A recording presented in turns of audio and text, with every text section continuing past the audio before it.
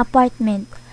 Sa isang lungsod sa Rizal, sa isang komunidad na masasabing middle class, maraming bagong bahay dito, nakatayo sa mga loteng nabili sa murang presyo noong unang bahagi ng 1950 at ngayon nagkakahalaga na ng malaki sa pamilihan ng lupa. Tahimik dito, malayo sa daanan ng pampasaherong sasakyan, mapuno, at mahal lamang hindi katulad ng ibang subdivision. Asfaltado ang malilinis na kalsada at may ilaw ng mercury ang mga poste. Karaniwan ang naninirahan dito ay mga empleyado ng gobyerno. Sa sala at sa komedor ng apartment na pag-aari ni Mrs. Calderon, mangyayari ang dula. Isa sa 4 na pinto, malaki-laki rin ang apartment na ito. Puti ang pinta, yari sa mahusay na materyales. May pinto sa may sala, kanan, kaharap ng gate at sa kaliwa sa may kusina. Luma na ngunit maayos pa ang mga kasangkapan na parang inilipat mula sa isang lumang bahay. Sa sala ay may isang set na upuan at may telebisyon sa sulok. Sa silid tulugan, kaliwa ay may isang mesang paayon ang ayos at napapaligiran ng 6 na silyang may matataas na sandalan. May cabinet sa likod ng mesa, lalagyan ng mga plato, kubyertos, mga itinatanging kasangkapan. Nandito rin ang ilang dilatang pagkain at mga boteng gamot. Nakapatong sa cabinet ang isang ventilador. Di kalayuan sa mesa, malapit sa lababo, ay may isang refrigeradora. Sa kabuuan, maayos at masinop ang apartment. Bukas ang daylight. Sa silid tulugan, nakaupo si Regina sa kabisera ng mesa at umiinom ng kape. Sa kabilang dulo, nagpupunas ng kutsara ang kapatid niyang si Ana. Magkahawig sila bagamat maraming salik na puting buhok si Regina. Nakadamit siya ng pambahay na tila isang roba na itinali sa harap. Wala itong manggas at hanggang binti ang laylayan. Nakapusod siya, laylay ang ilalim ng mga mata. Larawan ng isang babaeng pinatigas ng mga hirap na pinagdaanan. Samantalang, nakabulaklaking pambahay si Ana. May pagkamasiyahin na mukha, ngunit ngayon tila nag-aalala.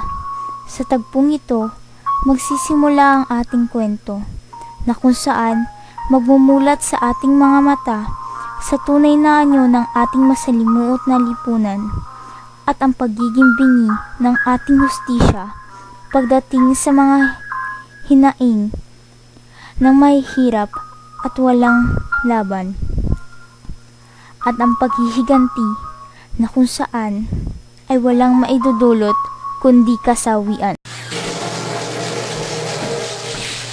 Kumusta naman ang hinihingi mong bakasyon, Regina? Binigyan ako. Pwede ba nila akong hindi bigyan? Buti naman, sa buong taong mong pagtuturo, ngayon ka pala magbabakasyon. Ikalawa na to, nang mamatay ang ama ni Aida. At saka ngayon, pwede naman siguro akong hindi pumasok kahit ilang buwan. Kahit 1 taon, marami naman akong naipong bakasyon. Biro mo namang mahigit 20 taong ka na nagtuturo. Dalaga ka pa. Di ba pwede ka na magretiro? Sayang naman kung hindi ko matatapos sa aking serbisyo. Pero hindi ako papasok hanggat hindi gumagaling si Aida. Kung sa bagay, kaya ko naman siyang alagaan. Ano nga palang sabi-sabi sa eskwela? Siguro, alam na nila ang nangyari. Alam, pero ano ba ang maasahan mo sa mga walang prinsipyong tao? Sinabi mong itutuloy mo ang demanda? Oo, bakit hindi ko itutuloy?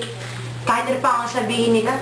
Dapat nga raw, ituloy ko ang demanda. Sobra naman daw talaga ang ginawa nila kay Aida.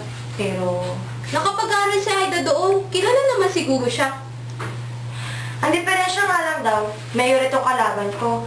Eh, ano sa akin kung mayor? Porke ba mayor siya, kasi mamamayanan tayo, ay hindi na tayo pwedeng lumaban? Ituloy mo nga, Regina, nang madala, sobra na talaga ang anak ng mayor.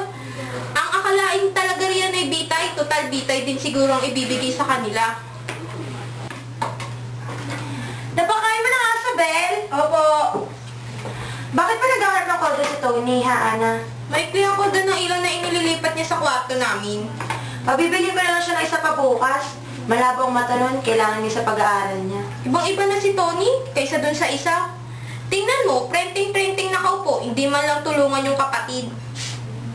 Bata pala kasi si Beth. Kung sa bagay, si Tony pati naniligaw kay Aida, kinikilatis ng mabuti. Hindi na nagbabalik yung preskong kaklase yata ni Aida, ano? Mababait silang lahat. Si Tony, minumutyan talaga si Aida. Mapagbigay pa kamo sa mga kapatid. Hindi na bari siya ang wala, meron lang si Aida at si Ben. Ang may pipindas mo nga kay Tony ay walang kibo. Kaparehong-kapareho ng ama. Eh pagkaseryoso rin daw si Ben, pero hindi ka mukha ng kuya niya. Si Aida ang... Masasabi mong isip bata si Aida? Inosente pero maganda. Akalain ko bang gaganda ng ganyan ng anak mo? Nangyari na yan, Ana. 18 na siya sa Setyembre. Di ba, Regina? 5 taon na tayo rito. Natatandaan mo, dito na nag-birthday si Aida nung lumipat tayo. Napapanaginipan ko pa rin ang tibo niya at naisip ko na nga ang gagawin kong damit niya. Ang buhay nga naman. Mabuti pa siguro hindi tayo umalis sa gagalangin. Regina, siguro kung hindi tayo lumipat dito.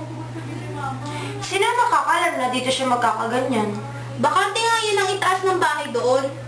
Hindi ba dahil sa mga bata kung kaya tayo umalis sa gagalangin? Gusto mo rin naman tayo umalis doon nung lumalaki ng mga bata, di ba? At nang malapit pati sila kamo ng eskwela, naisip kong umuta nga tayo at ipatayo natin ang apartment na to. Unang-unay, dahil dyan, ang malayo nga sila doon. Pinupahan na natin ang bahay doon. Hindi ba mas nagugustuhan naman dito ng mga bata? Mas tahimik dito, hindi siksikan.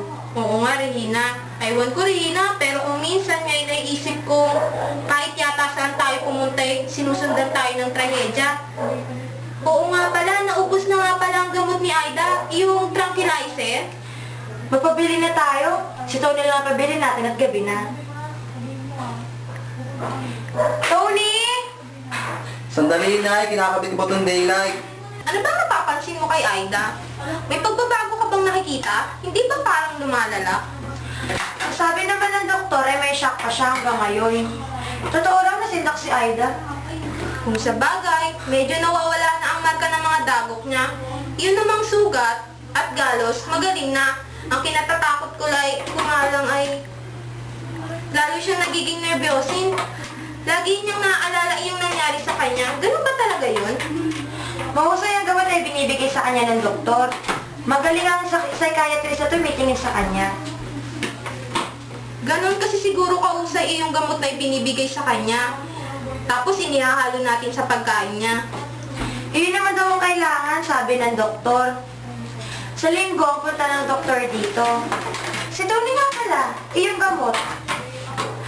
Bumili ka nga ng gamot